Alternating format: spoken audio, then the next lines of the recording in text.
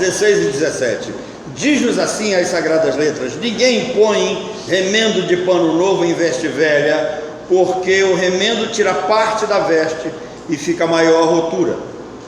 Ninguém se põe vinho novo em odres velhos, do contrário, rompem-se os odres, derrama-se o vinho e os odres se perdem. Mas põe-se vinho novo em odres novos e ambos se conservam. Que Deus nos abençoe. Eu quero pensar com os queridos hoje sobre remendo novo em pano velho e vinho novo em odre velho. Não cola para 2023. Irmãos, o ano novo, ele exige de nós, como servos de Deus, filhos de Deus, renovação. Não só novos planos, novos sonhos, novos investimentos, não só nova maneira de pensar e de agir, mas também pensarmos como vamos nos conduzir no mundo dos nossos dias. E para que sejamos vitoriosos e bem-sucedidos, nós precisamos evitar um chamado ciclo vicioso, que é de continuar com as velhas ideias, os velhos conceitos e esperar novos resultados. Essa é a dica que Jesus dá para o ano novo, que já começou. E o dia já se foi, já é noite, amanhã, breve vai chegar e nós já estaremos no segundo dia do ano. Isso me faz lembrar em Codajás, o rapaz que ficava na Voz, todos os dias, quando faltavam, assim, a partir dos 100 dias, ele dizia: falta 99 dias, faltam 98 dias, e ele foi. Aí chegou o ano novo, no dia seguinte, ele chegou na Voz e disse assim: faltam 364 dias para o ano novo. E aí ninguém aguentou a piada, Mas essa é a dica que Jesus dá para uma vida bem-sucedida no ano de 2003. E essa dica de Jesus, ela vem de uma resposta dada aos discípulos de João Batista. Os discípulos de João Batista chegam diante de Jesus e fazem uma pergunta. Eles queriam saber por que eles e os fariseus jejuavam, mas os discípulos de Jesus não jejuavam. Eu não vou entrar no tema jejum para não alongar muito. Eu posso falar de jejum numa outra oportunidade, mas ele não é importante para o momento, o tema jejum. Eu quero, me deter ao ensino de Jesus. No mundo competitivo em que nós vivemos, os criativos, aqueles que conseguem inovar, aqueles que mostram resultados diferentes, aqueles que sempre encontram saídas diante da adversidade, são os que se destacam, são colocados como líderes, exercem função de liderança. Nesse ponto, a dica de Jesus, ela é importante, ela é inspiradora e deve nos fazer pensar. Não se põe remendo novo, em vestido velho, porque na primeira lavada nós já vamos ver o resultado, e o resultado não é um dos melhores, com toda certeza. O resultado aparece. Não se põe vinho novo em odres de couro velho. Por quê? Porque ele estando ressecado, o vinho fermenta e aí põe-se tudo a perder. E aí eu quero desde já chamar sua atenção: não se deixe levar pelas crises, não deixe que erros infantis tomem conta da sua vida. Deixe de pensar como menino. Será que isso não faz parte da nossa vida? Faz. O apóstolo Paulo olha para a igreja em Corinto e ele vê que lá tem seres humanos de uma certa idade, uma igreja já com uma certa idade, e o apóstolo Paulo diz: olha, vocês estão agindo como crianças, vocês estão agindo como se fossem meninos. E o próprio apóstolo Paulo, ele diz: olha, quando eu era menino, eu pensava como menino, eu agia como menino. E tem uma máxima aí no nosso mundo que diz que você nunca deve deixar de ser menino. Querido, a vida é feita de fases, não dá mais para vivermos como menino, passou. É necessário termos pensamentos e atitudes de seres humanos adultos. Afinal, quando Deus não escolhe capacitados, Ele capacita aqueles aos quais Ele escolheu. Esse é o Deus a qual servimos. Então é loucura entrar em um ano novo com as mesmas atitudes, com os mesmos pensamentos, cometendo os mesmos erros e querer que você seja feliz em 2023. Eu não tive a oportunidade de abrir, o Facebook hoje, mas o WhatsApp ali no celular já me deu a notícia. Tem centenas de mensagens lá: feliz ano novo, feliz ano novo. Como eu vou enfrentar um ano novo para ser feliz, repetindo os mesmos erros, as mesmas atitudes, cometendo os mesmos pecados? Não faz sentido. O resultado vai ser o mesmo do ano velho. Então é loucura entrar em um mundo novo com a vida velha. Não tem como. Então, um projeto para 2023 exige renovação. Não espere resultados positivos com atitudes negativas. É loucura esperar vitórias com atitudes erradas, com estratégias equivocadas. Não faz sentido. Toda nova vida começa com uma transformação. Essa é uma palavra aqui que salta aos nossos olhos. Você vai encontrar desde a carta de Paulo aos Romanos, aos Efésios, à igreja de Tessalônica, né? A nossa nova vida, ela começa com uma transformação, e esse é um princípio que vem lá do Antigo Testamento. Os profetas Jeremias e o profeta Ezequiel vai dizer isso para nós. Toda vida nova começa com uma transformação, e essa transformação, ela começa pela mente. É de uma palavra chamada Hadash, que vem do hebraico. Hadash começa com uma renovação no interior. Vocês lembram do que o apóstolo Paulo disse aos Romanos? Transformai-vos pela renovação da vossa mente. Então ela é interior. O novo começa na alma. Isso só será possível pela transformação da nossa mente. Mudanças significativas partem da alma, vêm do avesso do homem. O homem, ele é feito de direito e avesso. Direito é o homem visto por fora, o homem corpo, o homem cara, o homem endereço. Avesso é o homem visto por dentro, o homem conceito, o homem pensamento, o homem sentimento. E a junção desses dois mostram as ações no mundo. O mundo antigo, ele não tinha a precisão que nós temos nos nossos dias na forma de contar o tempo.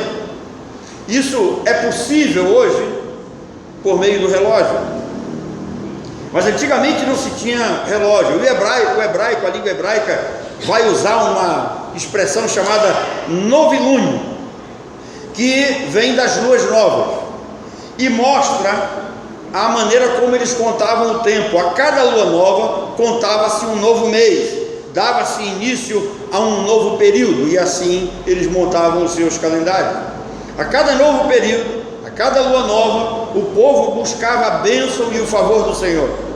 O povo estava entendendo que era um momento novo, era uma nova oportunidade para eles chegarem até Deus, para eles irem em busca da graça, do favor, do perdão e da bênção de Deus.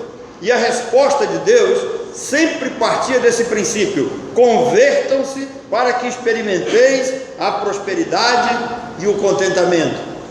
Por isso, se nós colocamos o nosso tema ali, que a Estela já apagou, né, tinha um teminha ali também, né, para nós pensarmos com relação a isso. Nosso Deus diz: voltem-se para mim, que eu soltarei as amarras, eu vou quebrar os grilhões. Então, o tema do nosso culto geral é obediência mais fidelidade é igual ao quê? A prosperidade. O grande problema nosso é que nós sempre queremos prosperidade, né? Sem pagar o preço da obediência, sem desejarmos e sem buscarmos ser fiéis. Então Deus diz: voltem-se para mim, que eu soltarei as amarras, eu vou quebrar os grilhões, eu vou libertar vocês do inimigo, eu vou pôr fim em tudo que vos oprime, eu sou o Senhor vosso Deus. Então, irmãos, não haverá ano novo, nem vida nova, se não houver mudança, se não houver renovação interior. Israel teve que renovar o tempo, e aqui eu não estou falando do tempo no sentido marcado aqui. Eles precisavam pensar num novo tempo, numa nova maneira de ser, de agir, de se relacionar com Deus, para que eles fossem abençoados. Em Lamentações, no capítulo 5, no verso 21, o povo pede que Deus lhes dê um novo tempo. O que é um novo tempo? Um novo estado de vida, um novo tipo de relação, um novo momento na questão da vivência entre Deus e o seu povo, na maneira como eles se relacionavam. Um tempo de realizações eles precisavam, porém esse novo tempo começa com arrependimento, deixando de lado os velhos pecados. Interessante que Hebreus no capítulo 12, né, o apóstolo Paulo vai fazer uma recomendação para nós, né, jogando fora todo o peso e todo o pecado que tenazmente nos assedia, ou seja, que atrapalha a caminhada. Recentemente nós vimos aí uma série de vídeos fazendo, né, movimentações aí no exército. Você imagina o cara correr com aquela mochila pesada nas costas, aquele fuzil na mão? Não é tão simples assim.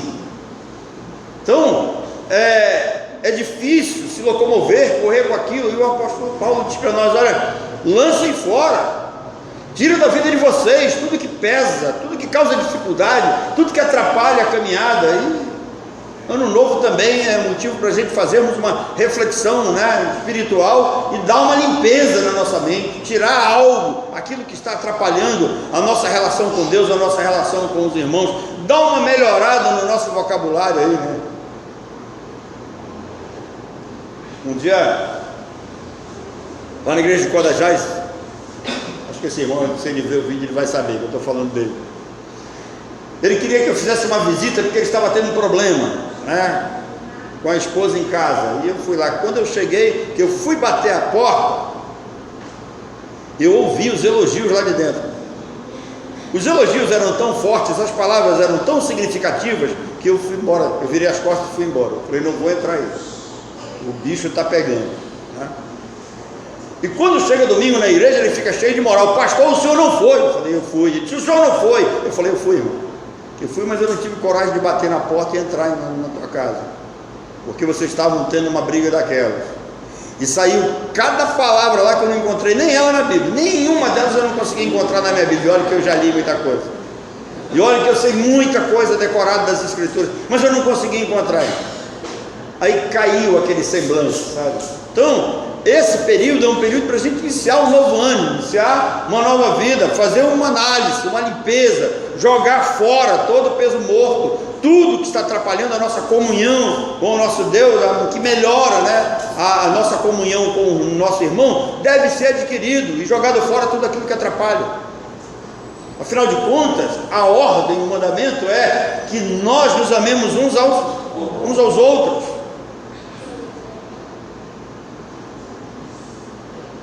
No Salmo 51, Davi disse: cria em mim, ó Deus, um coração puro e renova dentro de mim um espírito inabalado. Preste atenção, Davi não disse assim: olha, eu vou criar dentro de mim um coração, a partir de hoje eu vou ser assim. Esse é um problema do ser humano. Sempre trabalhamos o eu, colocamos o eu na frente do Senhor. Davi não. Davi sabe que esse tipo de mudança, de transformação, só pode ser realizada pelo Senhor. Nós podemos ter o desejo, a tentar dar um primeiro passo, criar um ponto de partida, mas a resposta certa sempre vem dos lábios do Senhor. Então Davi diz: cria em mim, ó Deus, um coração puro e renova, quer dizer, me dá um tempo novo, para que o meu espírito se torne maduro e ele se torne inabalável. Isso é uma lição que fica para nós. Em 2023, Deus nos deu um coração cada vez mais puro. Que esse tempo que nós temos com Deus e com a igreja, ele seja frutífero a ponto de criar um espírito inabalável. Paulo diz que é necessário despojar-se do velho homem. E isso o apóstolo Paulo tem em mente quando ele fala para a igreja em Éfeso. Ele tem em mente a renovação do entendimento daqueles irmãos. Às vezes nós achamos que os apóstolos, aqueles irmãos, né, do primeiro século, a igreja neotestamentária, eles eram assim extremamente felizes, eles eram extremamente fiéis, santos. E eu digo para você que eles tinham os mesmos problemas que nós temos. Então o apóstolo Paulo está chamando a atenção deles e está dando essa dica, ou seja, Paulo pega de Jesus e passa para eles.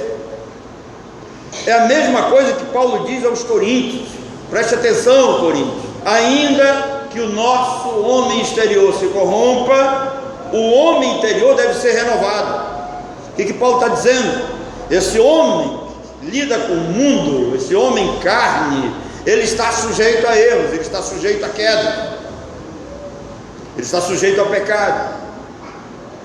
Mas a transformação da nossa mente vai gerar em nós, lembra das palavras de Davi, um espírito inabalável, e ele vai dizer que esse homem interior, ele vai ser renovado, ele vai ser revigorado. Agora, isso não é automaticamente, tem um segredo. Para que isso aconteça, é necessário que haja transformação pela via da mente. Passemos a pensar, sermos transformados pela palavra de Deus. O homem exterior se corrompe com o mundo, e esse mundo jaz aonde? No maligno. Um dia uma irmã chegou de Jerusalém, ela voltou muito santa. E ela chegou comigo e disse assim: pastor, eu estive na cidade santa, parece que eu saí de lá flutuando. Jerusalém de fato é a cidade santa. Eu disse: irmã, Jerusalém está onde? Está no mundo ou fora do mundo? Ela disse: está no mundo. Eu falei: o mundo está no maligno, Jerusalém também. Nós temos o hábito de criar essas auras, essas coisas. Irmãos, o povo de Deus é para viver com o pé no chão.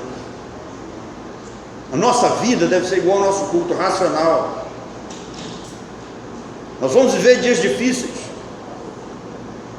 Quando a Dinata estava falando aqui, eu lembrei: esse governo está sendo colocado aí para testar a nossa fé, é para ver até que ponto nós vamos.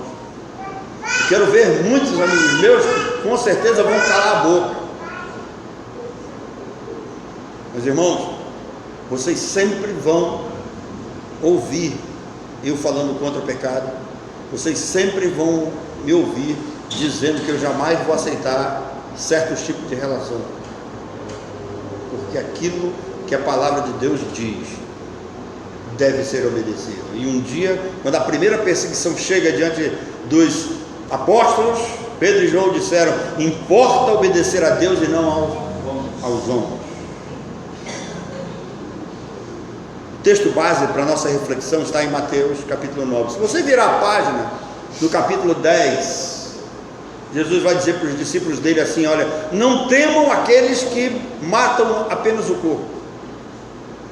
Às vezes nós temos medo das pessoas que podem causar mal ao nosso corpo. Nós somos tão materialistas que vivemos arraigados nesse mundo.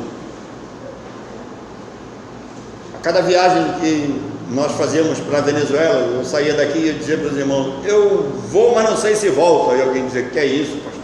Para com isso. Irmãos, é verdade, eu não sei se eu volto. Nós não sabemos, amanhã não nos pertence. Então, nós temos que entender isso. Dias difíceis geram homens fortes, geram espíritos inabaláveis, quando estes são transformados pela palavra de Deus. Paulo diz que isso só será possível quando nós renovarmos a nossa mente. Quando renovamos o homem interior, a nossa mente, nós estamos a caminho de viver a boa, perfeita e agradável vontade de Deus. Esse é o segredo de Paulo. Assim as coisas acontecem e a bênção vem, a vitória é certa, mesmo que venham provações e tribulação, e elas virão. Anotem aí. O resultado vai ser contentamento, alegria, satisfação por fazer a vontade de Deus. Às vezes dá para você entender quando Paulo e Silas, após uma noite sendo surrados, dificuldades na prisão, e depois eles aparecem cantando. Não cabe isso na mente de seres humanos normais.